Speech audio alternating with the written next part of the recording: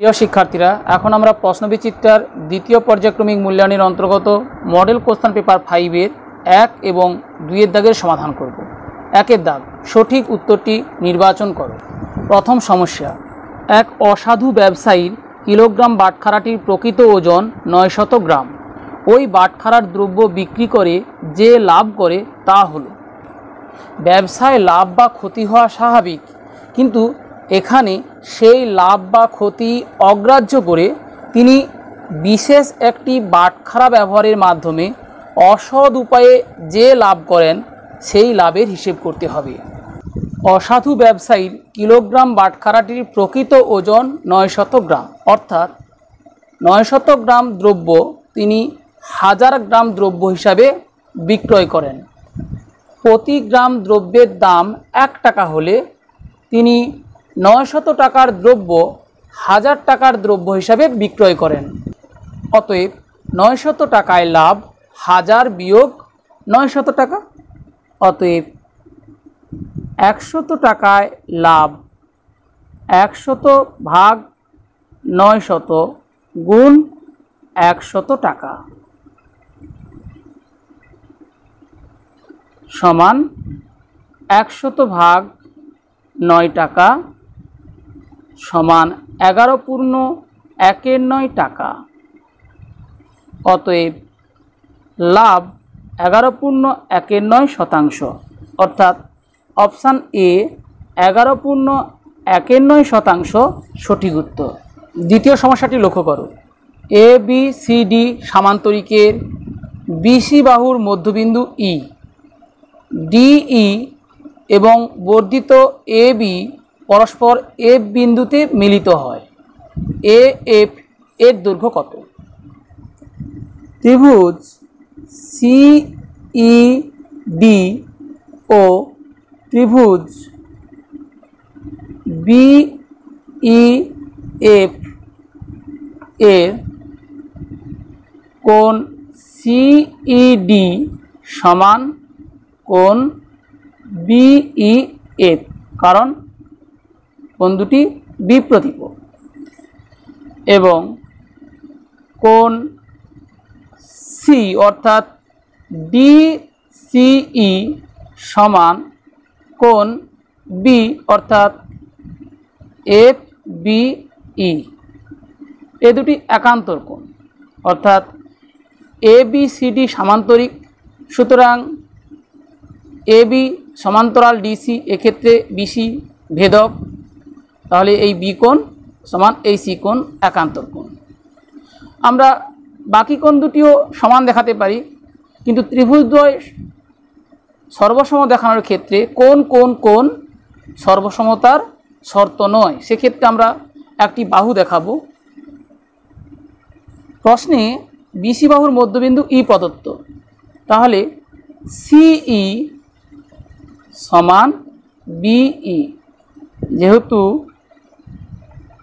BC বাহুর মধ্যবিন্দু ই, অতএব ত্রিভুজ সিইডি সর্বসম ত্রিভুজ বিইএফ।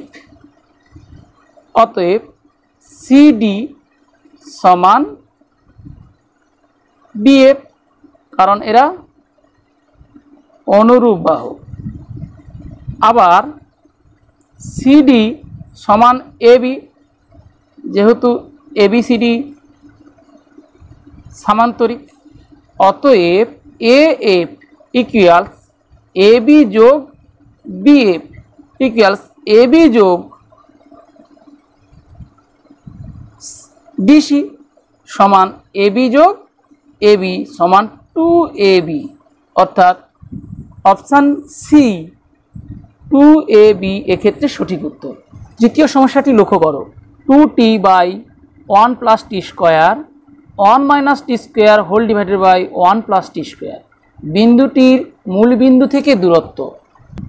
আমরা জানি কোনো বিন্দুর মূল বিন্দু থেকে দূরত্ব সমান স্কোয়ার রুট অফ ওই বিন্দুটির ভুজের বর্গ, অর্থাৎ এক্ষেত্রে 2t/1 + t স্কোয়ারের হোল স্কোয়ার প্লাস ওই বিন্দুটির কোটির বর্গ 1 minus T square by 1 plus T square এর হোল স্কোয়ার একক ইকুয়ালস স্কোয়ার রুট অফ, তাহলে লবে হবে 4t স্কোয়ার বাই হরে 1 প্লাস টি স্কোয়ারের হোল স্কোয়ার প্লাস এক্ষেত্রে লবে হবে 1 মাইনাস টি স্কোয়ারের হোল স্কোয়ার এবং হরে 1 প্লাস টি স্কোয়ারের হোল স্কোয়ার একক ইকুয়ালস স্কোয়ার রুট অফ, তাহলে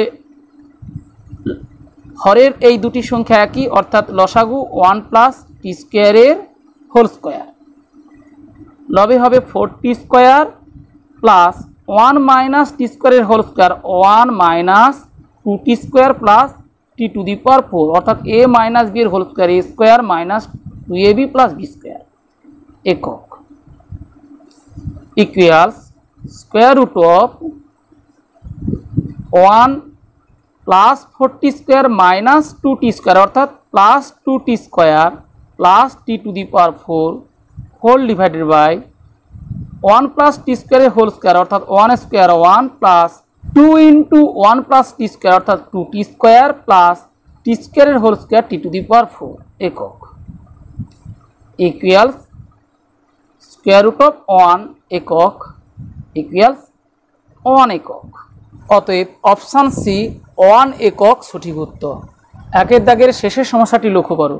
একটি সমবাহু ত্রিভুজের অন্তর্বৃত্তের ক্ষেত্রফল 49 পাই বর্গ সেমি হলে ওই ত্রিভুজের পরিসীমা। মনে করি সমবাহু ত্রিভুজের প্রতিটি বাহুর দৈর্ঘ্য a সেমি, অতএব উচ্চতা সমান √3/2 ইন্টু a সেমি। আমরা জানি সমবাহু ত্রিভুজের মধ্যমাই উচ্চতা, অর্থাৎ ধরি পি কিউ আর একটি সমবাহু ত্রিভুজ যার পিএস একটি মধ্যমা, তাহলে প্রতিটি বাহুর দৈর্ঘ্য a একক হলে পিএস এর দৈর্ঘ্য হবে √3/2 ইন্টু a একক। মধ্যমাত্রয় ভর কেন্দ্রে 2:1 অনুপাতে অন্তর্বিভক্ত হয় এবং অন্তর্বৃত্তের ব্যাসার্ধ তাহলে ওই ভরকেন্দ্র থেকে প্রতিটি বাহুর দূরত্বের সমান, অর্থাৎ উচ্চতার সমান 3 ভাগের 1 ভাগ। উচ্চতা যেহেতু √3/2 ইন্টু a একক, অতএব অন্তর্বৃত্তের ব্যাসার্ধ সমবাহু ত্রিভুজটির উচ্চতার 1/3 অংশ অর্থাৎ √3/2 ইন্টু a ইন্টু 1/3 সেমি ইকুয়ালস a/2√3 সেমি। শর্তানুসারে আমরা জানি ত্রিভুজের ক্ষেত্রফল পাই আর স্কোয়ার, তাহলে পাই ইন্টু a/2√3 এর হোল স্কোয়ার ইকুয়ালস 49 পাই প্রদত্ত, বা উভয় পক্ষকে পাই দিয়ে ভাগ করে পাই a square by 2√3 whole square, 2 square 4 √3 square 3 অর্থাৎ 12 ইকুয়ালস 49, বা a স্কোয়ার ইকুয়ালস 49 ইন্টু 12, বা a equals square root of 7 square into 2 square into 3 equals 7 into 2 14, 14√3। অতএব সমবাহু ত্রিভুজটির পরিসীমা 3a ইকুয়ালস 3 ইন্টু 14√3 একক সেমি ইকুয়ালস 42√3 সেমি, অর্থাৎ অপশান ডি 42√3 সেমি এক্ষেত্রে সঠিক উত্তর। 2 দাগ নিচের প্রশ্নগুলির উত্তর দাও। প্রথম সমস্যা, একটি দ্রব্য a টাকায় বিক্রি করে 4% ক্ষতি হয়, দ্রব্যটি b টাকায় বিক্রি করে 20% লাভ হয়, a/b এর মান নির্ণয় করো। মনে করি দ্রব্যটির ক্রয় মূল্য 100 টাকা, a টাকায় বিক্রি করে 4% ক্ষতি হয়, অতএব a সমান 100 বিয়োগ 4 সমান 96 টাকা, অর্থাৎ বিক্রয় মূল্য 96 টাকা। আবার b টাকায় বিক্রি করে 20% লাভ হয়, অতএব b সমান 100 যোগ 20 সমান 120, অর্থাৎ বিক্রয় মূল্য সমান 120 টাকা। এখন a/b সমান 96/120, আমরা উভয় পক্ষকে সরাসরি 24 দিয়ে ভাগ করে দিই। 24 4 96, 24 5 120। অতএব a/b এর নির্ণীয় মান 4:5। 2 এর দাগের দ্বিতীয় সমস্যাটি লক্ষ্য করো। ত্রিভুজ ABC এর AC বাহুর ওপর D এমন একটি বিন্দু যে AD/DC সমান 3:2। ত্রিভুজ ABC এর ক্ষেত্রফল 60 বর্গ সেমি হলে ত্রিভুজ BDC এর ক্ষেত্রফল নির্ণয় করো। AD/DC = 3:2। আমরা জানি ত্রিভুজের ক্ষেত্রফল হাফ ইন্টু ভূমি ইন্টু উচ্চতা। অর্থাৎ ধরি কোনো একটি ত্রিভুজের ক্ষেত্রফল হাফ ইন্টু ভূমি A ইন্টু উচ্চতা H, অপর একটি ত্রিভুজের ক্ষেত্রফল হাফ ইন্টু ভূমি B ইন্টু উচ্চতা একই অর্থাৎ H।